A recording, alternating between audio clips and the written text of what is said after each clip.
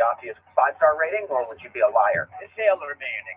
Kind of like going from primary into, I don't know, weird brother of primary. Good guy, my friend. That means brother in French.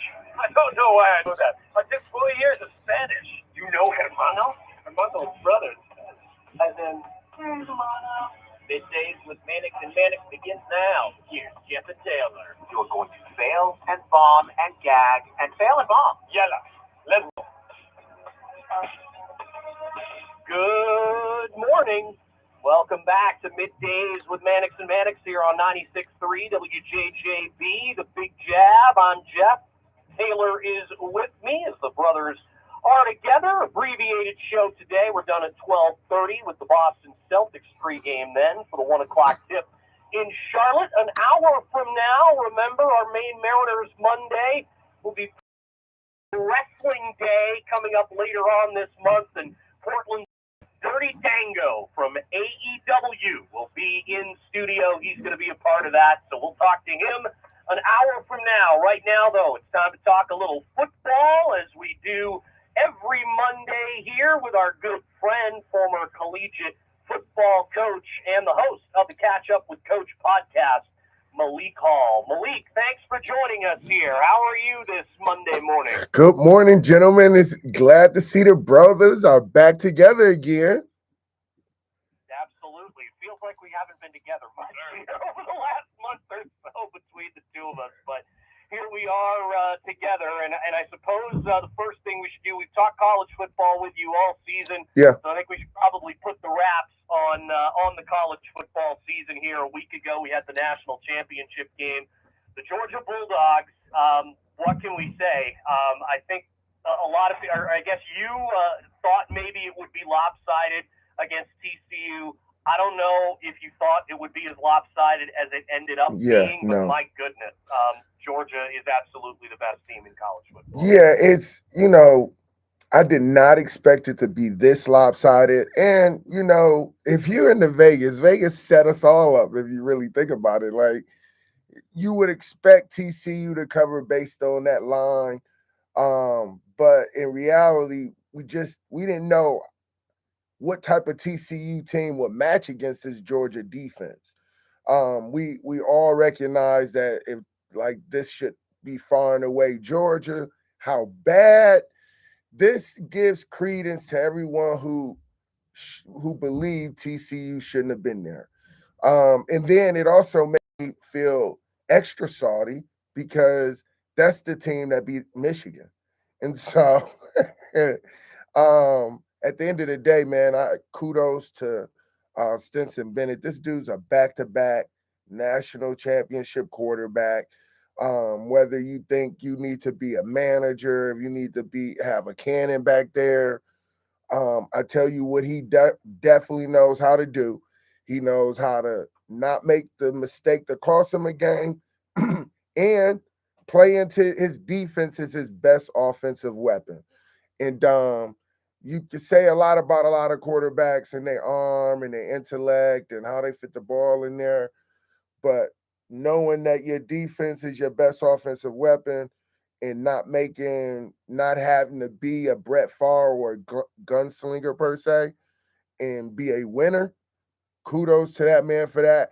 And whether you think he's an NFL draft pick or not, I tell you what, is a lot to be said for a lot of quarterbacks in the NFL who have great defenses, but do not rely on their defense to pull it through for them, so they can make easy plays, get a turnover, get an end zone. And so I think that's his biggest knock, is that he has a lights-out defense. But all in all, this Georgia Bulldog team might be one for the one to push the Alabama dynasty, if you will. Well, and I guess that's where I'll ask now, too, because obviously, and this will be the last one on college football, obviously, after a crazy wildcard weekend. We'll get to that. I know that's what everyone wants to hear about. But I got to ask you, Malik, too. I mean, Jeff and I talked about it last week. I just feel like now I can't ever advocate for any team that's a one-loss, anything but SEC. I want your opinion on this, too. I mean, now does this open the door for us and the committee maybe to have a little bit more of an open mind for a two-loss SEC team going forward? Yes. Like this is that's I alluded to it before. Like this just kind of ruins the underdog who earned it all season, earned it for 15 weeks, fell off at the end, and you still send them. Them falling off the end speaks to like what they will do at the end when they have to come up big. And I'll throw Michigan in that same pool. Like when it's big and you gotta get it done and you just don't, it speaks to why the committee relies on the SEC to have a competitive championship or tournament game, and not say, hey, like the old send Boise, like from back in the day, TCU and every team that's gone to the playoffs that may have been questionable in terms of style of play, strength of conference. This is just another slide and another cut to that argument. Because I would admit, as a coach, like we got to show up on this game. And I don't know if you saw Kirby took shots at those guys for that. Like they expected a better game from TCU as well. Like you can't show up on this day, like on this game against this dog, you didn't want to be here. And unfortunately, I think their championship game was beating Michigan. And yeah, I don't. This does not fare well moving forward, but it also says open it up to maybe four more teams so we can get through the team who is not socially, emotionally, and wired or locked in to play this kind of game. Yeah, all good points there, Malik. Let's turn to wild card weekend now, and I mean, I guess just first kind of an overview. Every game was competitive in its Holy own moly. way, even though a couple, or at least one of them, didn't start out very competitive, but they all ended up somewhat competitive here. Have you gotten what you kind of wanted out of wild card week so far? I think everyone got what they wanted. Like even if you were like wherever if you were betting, you were on the edge of your seat. If you were just a fan, you were on the edge of your seat. If you were my wife and you was just like tuning in and out, it was enough happening that if you caught just a play, it was gonna reel you in for 10 more plays. Uh like wild card weekend is like I couldn't just watch one play of like you can't eat just one chip. That's what it was like for just a casual football fan. But for those who were really locked in, holy moly! I think the equalizer between the losing teams was the quarterbacks threw the ball too much. Like at the end of the day, and the teams who won ran the ball more than they threw it. Believe it or not. So it's gonna be an interesting next round too. Yeah, well, especially when you're looking at the divisional round, some of those big matchups for wins, one of them being my Eagles. They're getting to square off with the New York Giants, who were able to find the recipe that worked against the Vikings, getting a big win. They shut down Jay Jetta, and they're able to move on. What do you make of this Giants team? Do you think you're giving much of a chance? And I'll ask this because I know tonight, obviously, is a big game with big implications. Who goes and plays the 49ers. Right. But the Giants winning, I don't know if that's a reward to the Eagles, especially the way the Giants are playing. And looking at the other side with the Jags, I guess I'll kind of put this question all into one for you. Which number one seed is in the most trouble next week? Is it Kansas City versus Jacksonville, or is it going to be Philly versus the New York Giants? Ooh, so I would say it's going to be Philly versus the Giants. That's going to be the bigger threat game. But when you look at the stats of this game, and I mean, this was a great game. Why it ended with Cousins throwing it short of the first down for like an 8-yard short. Like it wasn't like a few yards short. They were drastically short of the first. But I mean, for whatever it's worth, the Giants relied on DJ's legs, Daniel Jones' legs, more than they did Saquon. Saquon only had like 8 carries. And it was actually one of those offensive attacks that I think, hey, like this dude's an athlete. Not a lot of people know he's a good athlete. He has some scrambles for a 15-yard scamper. He had some read option plays that got them first downs. He had more rushing yards than Saquon. Um, Will they be able to go into Philly with that? Absolutely not. I think that game plan is in the garbage. We got away with it. And so I think if they rely on Saquon, because I think he does not have a lot of carries on the year. He didn't have a lot of carries Sunday.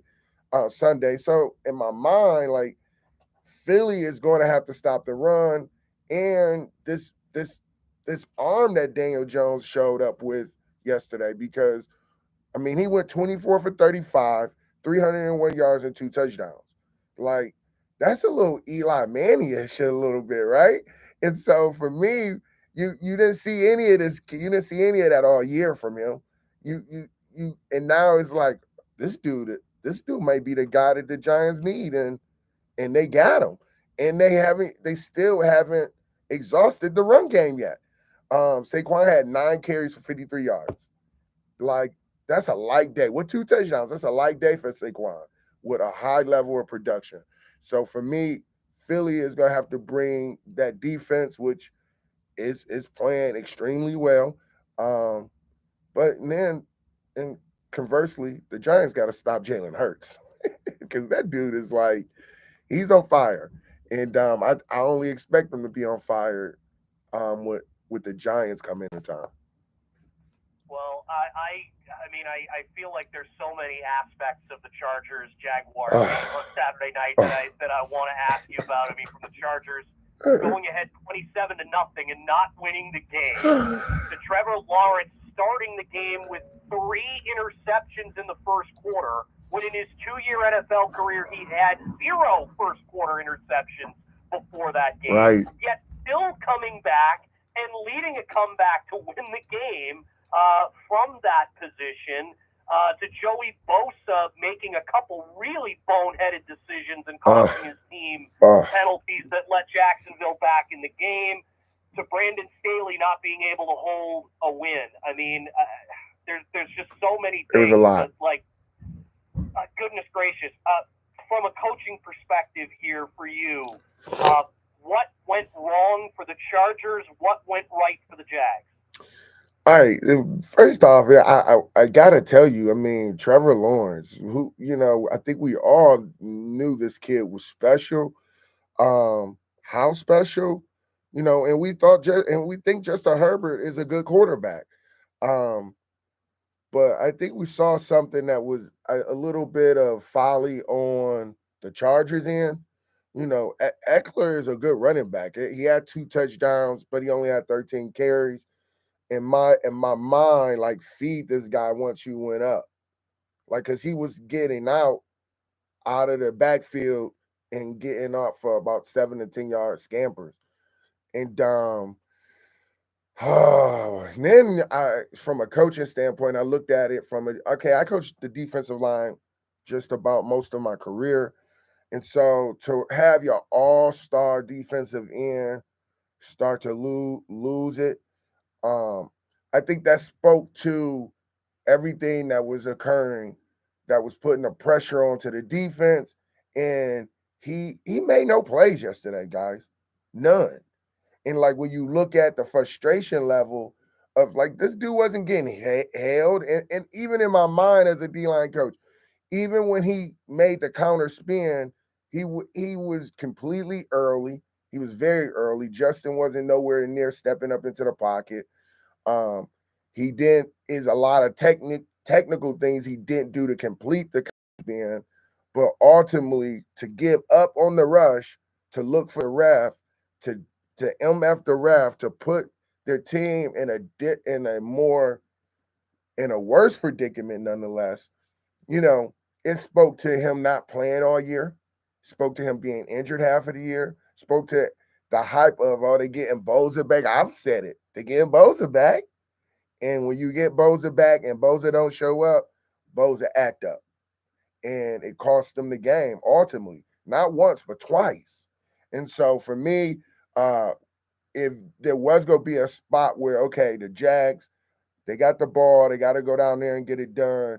But, hey, Chargers got Bosa. But he wasn't in the place to play the game. He wasn't in a place to really, affect the game in the way that it could help the Chargers. And on the other end, you got Sunshine over here, who just is like picking up like he never left. Like he didn't throw the 3 picks in the first quarter. Like he matched it. He went 4 touchdowns for 4 picks, threw the ball 47 times to win the game. The person who's thrown the ball that many times to win the game has been Tom Brady, in our most recent understanding. Like this kid is year 2. And then Travis ran the ball for 20 times for 109 yards. Like that'll do it. You get a 100-yard rusher in. I think he was the only 100-yard rusher straight out on the weekend too, I think. So kudos to the Jags. Kudos to coach over there. Hey, Tay, that's one of your guys, isn't it? Yeah, man. We've been talking about him a lot today because someone texted me, you missed him yet? And I'm like, it's hard to miss someone when you have Nick Sirianni, but I mean, look, I miss him personally. I think that he got a bad rap in Philly. He's a great coach. I mean, Nick Sirianni's been great too, thank goodness. But yeah, I mean, a part of me definitely misses Doug, especially when I watched that 4th down call to Travis Etienne. I'm like, God, I miss those plays. So yeah, great coach. Yeah. Great coach. Yeah. Well, and I got to ask you too, Malik, because there was another coach that I thought had kind of a bad game, and that's when I look at the Dolphins and the Bills game. I thought the clock management was bad, and I'll give you the scenario, and I want you as a coach to tell me, what might have gone on in Mike McDaniel's head here, or whatever the case may be. But Mike McDaniel had to burn a bunch of his timeouts in the second half, which really kind of set the stage for a huge blunder. Yeah. They trailed 34-31. They faced a 4th and 1 from the Dolphins' 48-yard line with 2:29 to play. McDaniel didn't have his team break the huddle until less than 10 seconds to play on the play clock. Miami had an extra 10 seconds earlier to begin this play because the officials bumped the play clock back to 25. The Dolphins had basically 51 seconds to snap the ball and didn't. They took a delay of game penalty. It set up a 4th and 5, which they didn't convert. Mike McDaniel burned 3 timeouts to avoid delayed penalties, obviously due to crowd noise, miscommunications. And on one crucial delay, when he was asked after the game about it, he said he thought the Dolphins got the 1st down the play before.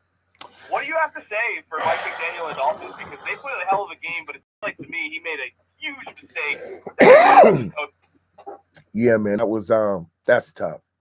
That I've made those mistakes by way of you don't have your guy at the trigger. You don't have your trigger man in. And so some plays that in the play sheet when you're in the playoffs, you have plays for players and you got situational play calls, right? And so a situational play call in my mind, that's the first time out. It's like, oh, wait a minute. He didn't rep this week.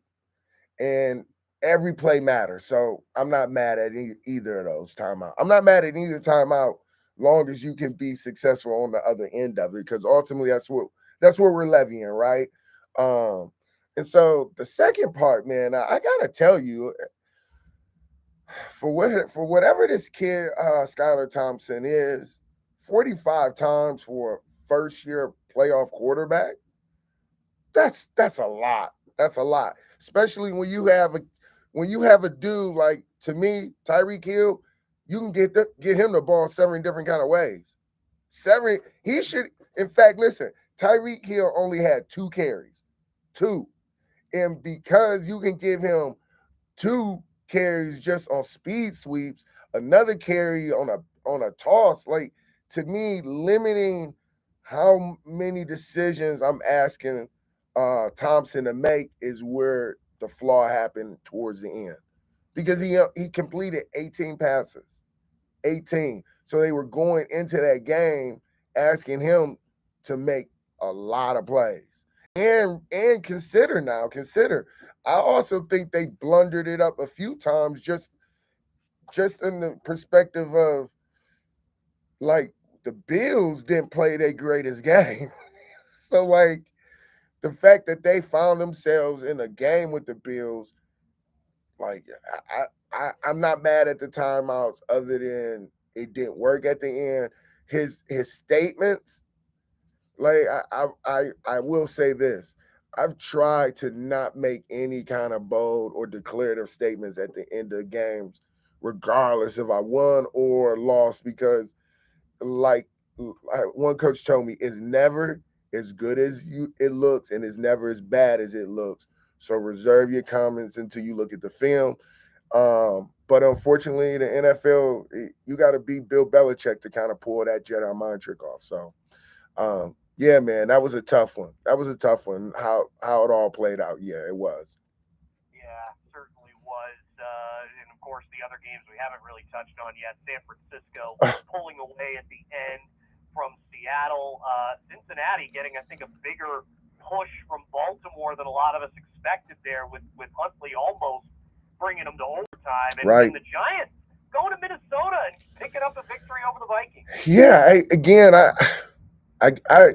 I don't know if the Ravens are going to sign Lamar or not, but you got to sit back and say to yourself, we almost got the Bengals without a former MVP who's on our roster, and like we almost got the Bengals, like, and they're running the same plays. Like, that's the beauty about what the Ravens did to me.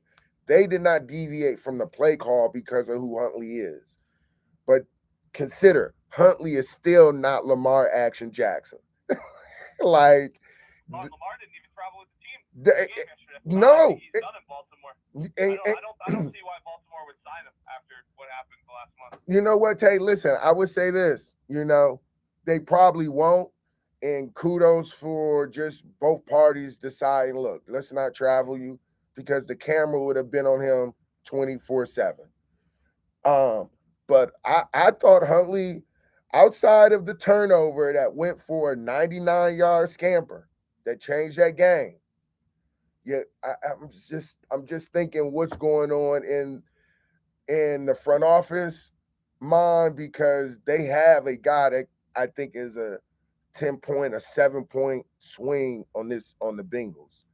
And like you said, Tay, like I think that relationship is beyond reproach right now. And I think that's affecting their run. It just, you got to know, in like my mind, they lost and they had a shot and they had the ball at the end, but they didn't have Lamar Jackson. And that is a difference maker to me. And again, no, I'm not taking anything away from the Bengals, but I didn't think the Bengals played a great game considering how many passes they dropped. I mean, it was kind of like, if nothing else, there were a lot of passes dropped. So as a coach, I probably am like, man, guys, we're not going to win the next game dropping 6 passes in critical downs. And so to me, Burrow going 23 for 32 and 209, good, a decent average. But I just think they need to.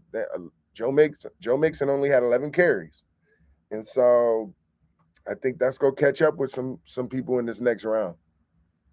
Yeah, well, and to your point there, kind of about that, the Bengals averaged just 2.8 yards per carry last night, and a big thing with that was O-line troubles. I mean, you talk about Jonah Williams for Cincinnati, who left as well in that game. Right tackle Lael Collins is out for the season with a knee injury, and of course Alex Kappa goes down with the ankle injury in Week 18. So, I mean, yeah, I think you're right there, Malik. I mean, this run game, and of course this offense is hurting on the offensive line going into a massive game against the Buffalo Bills. And I will say, speaking of drop passes, that one in the end zone on the Hail Mary, the Ravens were very, very, very close. Baltimore was to getting that touchdown and sending that thing into overtime. How about that? And if he had judged it just a little better,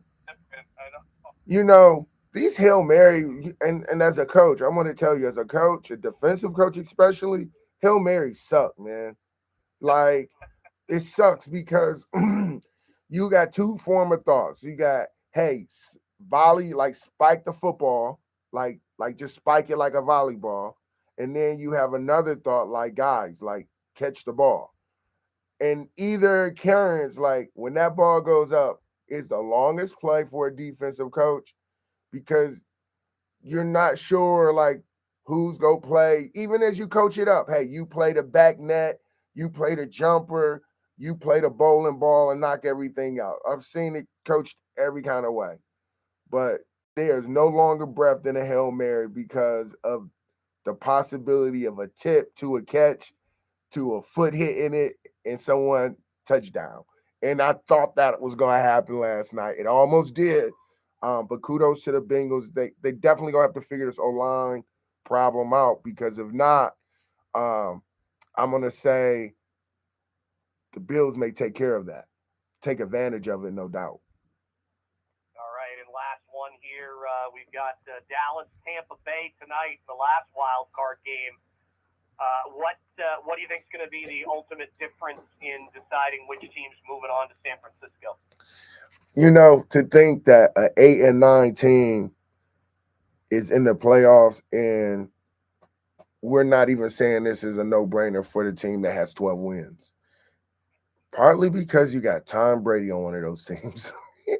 And so I think this is a challenge for the Cowboys more than it is for Tampa Bay. Tampa Bay, for me, like playing with house money. And there's a weird space for to me for Dallas than it is Tampa. And I think Tampa wins this game if Dallas tries to go toe-to-toe with Tom Brady. Like manage Tom Brady with his ability to throw the ball by running it with your two running backs. If they do that, I think the Cowboys win.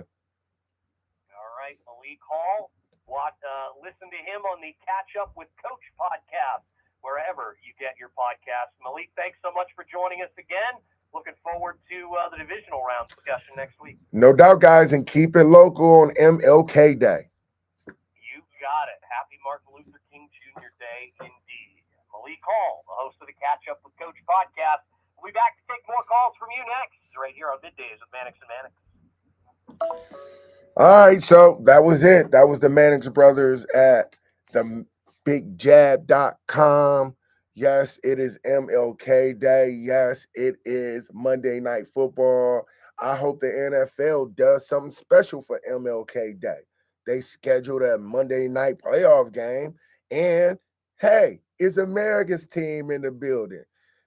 I don't want to go any further than that. I don't want to make it political, but I do want to say happy MLK Day. Enjoy the closing day of the playoffs with the Cowboys and Bucks. I see you, Jessica. I see you, a Dallas Cowboy girl. I'm just telling you, the Dallas Cowboys have a tendency to get too cute and try to do things they shouldn't do. Run that pill with Zeke and Pollard and let Dak if Dak throws the ball 15 times, if he goes 12, 10 for 15, he has 6 carries for about 40 yards, and Zeke and Pollard collectively got about 15 and 12 carries apiece, Dallas wins. They don't do that, and they try to do one of these, they're going to throw themselves into a loss. So, with that being said, thanks to the Mannix brothers. Thanks to the bigjab.com. I am Coach Malik Hard. This is Catch Up with Coach, and you are caught up. Peace.